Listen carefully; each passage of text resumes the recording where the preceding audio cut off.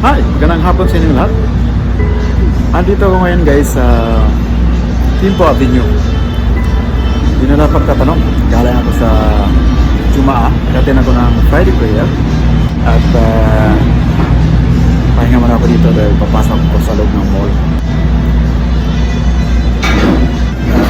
Gusto ko lang update sa inyo guys na ngayon wala pa tayong trabaho. Nakahanap pa tayong trabaho guys dito sa Davao City.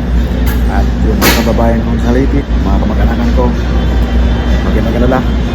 Katrabaho ko rito, makaipon ng konti. Bakasyon ako dyan sa Leyte at titignan ko yung lupa na mana ko sa Myanmar na nasunog noong nakaraang buwan. Dahil nga nagkaroon ng wildfire.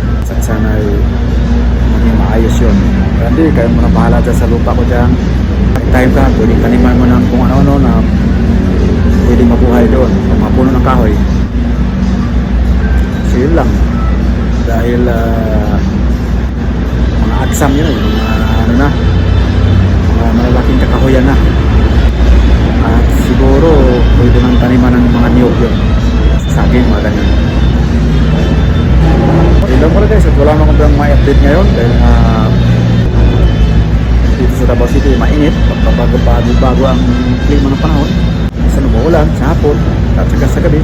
Pero sa ganitong oras, mainit pa guys. So love ko sa inyo. Ito na sa inyo. Like and share. Subscribe sa akin. Peace.